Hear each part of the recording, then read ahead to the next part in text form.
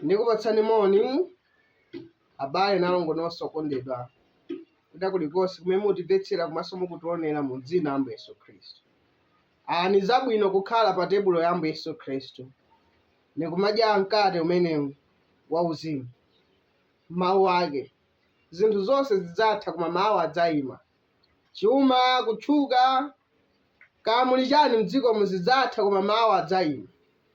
Nde tikakhala nawo maso auzimu nazindikira za chimenechi, mawu akhala pa mtima pathu nthawi zonse. Mulungu amamuza Yoswa 1 kuti buku la chilamulo lisachoke pakamwa pako, ulingalire za ilo usana ndi usiku. Pamenepo udzapanga njira zako zikhale zopambana. Palibe amene adzayima pa njira yako nthawi zako zonse za moyo wako. Nde chipambano chathu chimene chiliko ni mawu a Mulungu. Ngakhale muimfa, mawu a Mulungu amayima. Mu vuto lina lilonse, mu nziwanda zina zilizonse, mu Satana ena aliwonse, mawu a Mulungu adzakhala kugonjetsa, ndipo salephera sadzalepherapo namphamvu. Mwakuti mukayika chidalo chanu pa mawucho nakhala okhulupirika, omvera kuti liwu la Mulungu likutsogolereni, pamenepo mudzakhala otetezeka ku zoopsa zonse. Ndipo inu mudzakhala olowa wa chuma chonse cha Mulungu, chifukwa Mulungu ndi olemera, odala na amene alofatsa, chifukwa iwo adzalandira dziko lapansi, adzalandira zonse zake za Mulungu zidzakhala zawo. Pamene woyipa wonse adzadulidwa pano pa dziko lapansi, adzachotsedwapo, sizidzaonekaponso nkhope zawo pano pa dziko lapansi. Koma amene ayima mchilungamo, muchoona, mchiyero cha Mulungu, iwo adzakhala ku nthawi za nthawi. Kutero kwanu mukakhulupirira uthenga wabwino umenewu, mukhala zilengedwe zosatha. Kodi simungachifune chimenecho? Ndiyatiyeni timenyereni imene nthawi ilipo. Tili modzi? Ambuye akudalitseni tipemphere. Atate athu akumwamba, mfumu ya chilengedwe chonse, olenga kumwamba ndi dziko lapansi, tikuyamikani tikuthokozani chifukwa cha nthawi yabwino mwatipatsayi. Bwerani kachike naso Mzimu Woyera amene ndinu mphunzitsi, mutiphunzitse chimene chichifuniro chanu mu nthawi yathu ino. Mutiuze za mawu amene ali woyikidwa kwa ife nthawi yathu ino, kuti tikayima pa chimenecho tikhala pa choonadi natha kupita kumwamba kumeneko. Tidalitseni mene mu dzina la Ambuye Yesu Khristu pempha zonse mchiyamiko. Amen. Ndiye tiwerenga Baibulo athu ku buku la Machitidwe 10 verse ya 14 kulekeza 16. Baibulo likuti, koma Petro anati, iye ayitu Mbuye, pakuti sindinadya ine ndi kale lonse kanthu wamba ndi konyasa. 15. Ndipo mawu anamdzeranso nthawi yachiwiri, chimene Mulungu anayeretsa usachiyese chinthu wamba. Verse 16. Ndipo chinachitika katatu ichi, ndipo pomwepo chotengeracho chinatengedwa kunka kumwamba. Tili modzi? Ndiye nkhani ili apa ni ya masomphenya amene Petro analimo. Petro anagwa m'masomphenya ali patsindi pamwamba pamenepo. Masomphenya amenewa nyakuti kawerenga chapter chimene nchakuti kumwamba kunatuluka chinthu ngati chisalu cha ngodya zinayi. Mmenemo muli nyama za mitundumitundu, zodyedwa ndi zosadyedwa. Nkhumba zili mmenemo, akalulu ali mmenemo, milamba ili mmenemo, agwape ali mmenemo, zambirimbiri zosiyanasiyana. Ndiye liwu la Mulungu Yehova amene adazilenga zinthuzi anamuwuza Petro kuti ipha china chilichonse udani udye chimene uchifuna. Ndiye Petro pona kuti aya, Mose ku Deuteronomy 14 adatiuza ife kuti izi ndi zonyasa, izi nkhumba tisamadye, milamba tisadye, akalulu tisadye. Haleluya! Petro pokhala mu Yuda oyima bwino pa chilamulo, ochidziwa bwino chilamulo chimene Mose adaphunzitsa, amadziwa kuti mu Yuda weniweni nkhumba sayenera atafune aya. Haleluya! Koma liwu la Mulungu lidamuwuza katatu konse, soza udali nkhani ya serious, ipha udye. Au kanakana Petro achitchula chonyasa, kuti usachitchule chinthu chonyasa kapena chinthu wamba chimene Mulungu achiyeretsa. Ngati wachiyeretsa Mulungu ndiye kuti poyambapo chinali chakuda, chifukwa nkhumbazi zimakanidwa ndi zina zonsezi. Koma akuti wachiyeretsa, usoza kuti chachoka mukuda kuja chayera tsopano.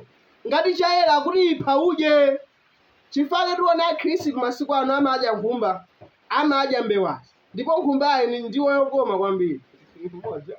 Nkhumba mbewa amadya akhristu sivutonso, chifukwa Mulungu amene adazilenga zinthuzi akuti anaziyeretsa.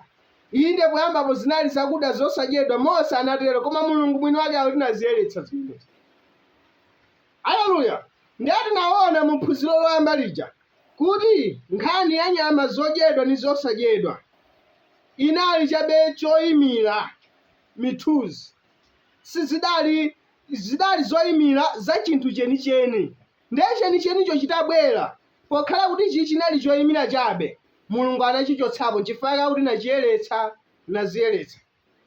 Manipetsetsa, nyama zosadyedwa zija zimayimira amitundu na anthu ngati aku America, aku Africa, aku China, aku India na amitundu amene. Nyama zodyedwa zimayimira Ayuda nawo ali mu fuko lawo pano la Israeli. Nde uthengawu unali wa Ayuda okha na amene analovomerezeka. Chimodzi kuteroko ife amitundu chipulumutso sichinali chathu, popeza Mulungu alibe tsankho. Iyeyo ni Mulungu wa chilengedwe chonsechi.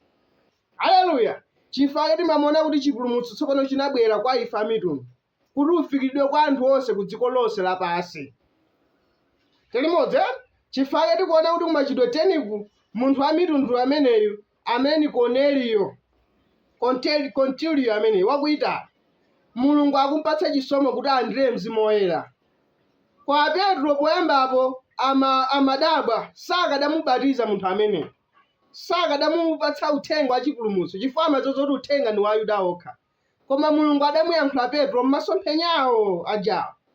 Masomphenya aja atatha, Petro anadziwa kuti chimene amayimira amitunduwa. Tilimodzi? Ndipo Petro ataona kuti Mulungu apatsa Mzimu Woyera amitundu, ndipo lero lino kadathiridwabe Mzimu Woyera kwa amitundu. Ngati mubva zawo amayankhula zabodza zosokeretsawa kuti zimenezo nza Ayuda, nzanu zimenezo. Koma Mulungu akutsanulira Mzimu Woyera pa mnofu wonse wa mitundu. Ngati mungakhulupirire Mulungu amene akupatsani Mzimu Woyera. Uthenga si wa Ayuda okha. Baibulo si la Chiyuda. Baibulo ni mawu a Mulungu amene adalemba mtundu wonse wa anthu.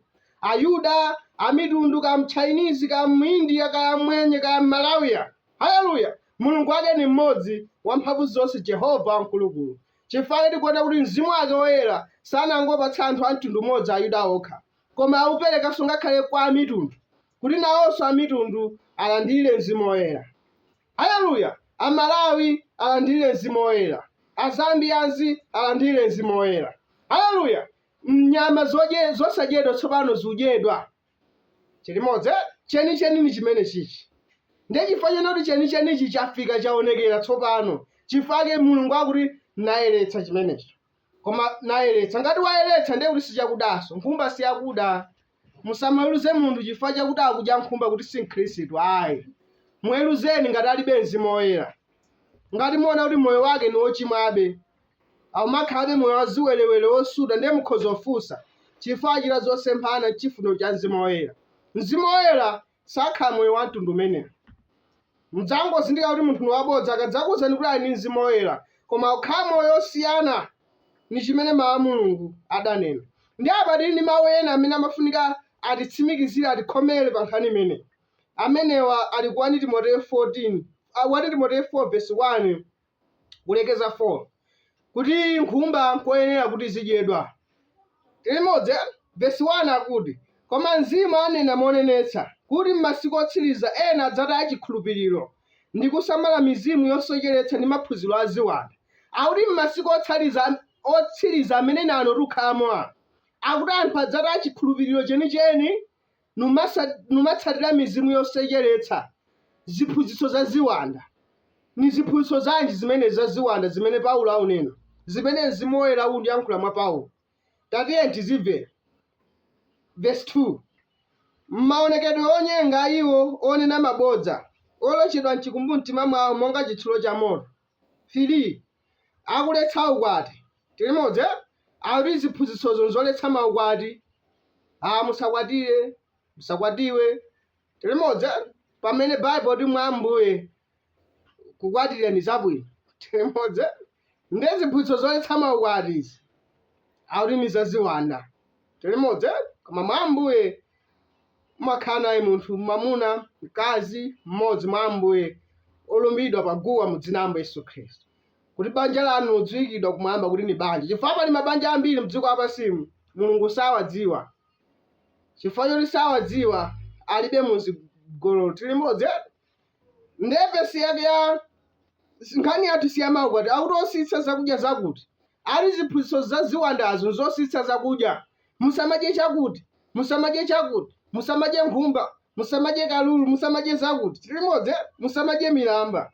Akuti ositsa zakudya zakuti zimene Mulungu anazilenga kuti achikhulupiriro ndi ozindikira choonadi azilandire ndi chiyamiko.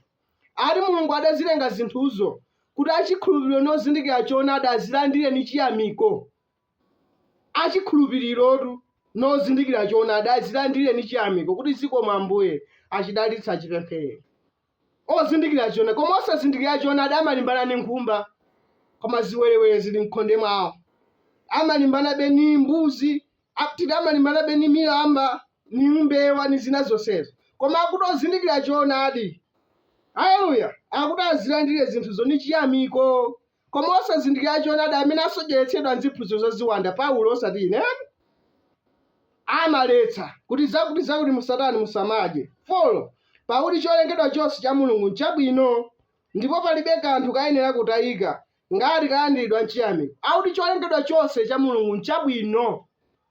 Ndiye nkhumba sanalengedi Mulungu ena akuti nkhumbazi nzaziwanda. Chifukwa Ambuye Yesu Khristu atadatulutsa chiwanda mwachikhamu muja chidakalowa mu nkhumba zija. Koma nkhumba zimene zija palibe lero lino. Baibulo limatinso zinakagwera mu madzi mene muja limodzi. Ndi akuti cholengedwa chonse cha Mulungu chabwino. Niuzeni kalulu sanalengeni Mulungu, mbewa sanalengeni Mulungu. Taonanso kumachidwe teni kuja Yehova akuti china chonse wachiyeretsa. Chifukwa kamamuza Petro kuti aphe china chilichonse. Chifukwa chonse cholengedwa ni Mulungu chachani ni chabwino, chabwino. Haleluya. Ndakuti ngati kalandidwa ndi chiyamiko akuti pasapezeke kotayika. Mulungu achitoti akuti pasapezeke kotayika. Ngati ni nkhumba chayani jani silimodzi. Ndine ngati ni mkalulu ijani, ngati ni milamba yopanda mamba zija ijani. China chilichonse ngati nchodyedwa kwa ino thupi liuvomereza ijani. Koma musadye kuti musokoneze mtendere wa ena. Ngati azanu zinthu zosakudya salakalaka musapange kuti mwasokoneze mtendere wawo. Inu asungeni mtendere azanu, inu idyani bwinobwino mokondwera mutamiyamika Mulungu chifukwa cha chakudya chimene mwakupatsani. Haleluya. 5 pakuti kayeretsedwa ndi mawu a Mulungu ndi kupemphera. Te nkhumba ija mukangoyipempherera noyeretsa mawu a Mulungu ni ndiwe imeneja ijani. Ndithu nkhani ya nyama zodyedwa ndi zosadyedwa ndi imene akresedwa azanu. Nkhani yofunikira ni yakuti tilandire Mzimu Woyera. Tikalandira Mzimu Woyera tipangitsa ife tikhale moyo wachilungamo wachiyero okhala kutali ndi tchimo ndi zinthu za dziko lapansi. Koma nkhani ya zakudyayi tikadyani zimenezo sizidetsa solo yanu, sizidetsa moyo wanu limodzi. Koma chimadetsa moyo wanu, chimabweretsa udani pakati pa munthu ndi Mulungu ni tchimo ndi zinthu za dziko lapansi. Chifukwa Baibulo liti sizochokera kwa Mulungu koma nzochokera kwa njirekezi. Ndiye tiye tipeweni zimenezi. Ambuye akudalitseni. Tipemphere. Atate wathu wakumwamba tikuyamikani tikuthokozani chifukwa cha mpata umene mwatipatsawo, umene makatiphunzitsa za nyama zodyedwa ndi zosadyedwa. Ndipo taona choonadi chake cha nkhani tikuthokozani. Lidalitsike likwezedwe dzina lopambana la Ambuye Yesu Khristu pa chimenechi. Mene mu dzina la Ambuye Yesu Khristu pempha zonse chiyamiko. Amen.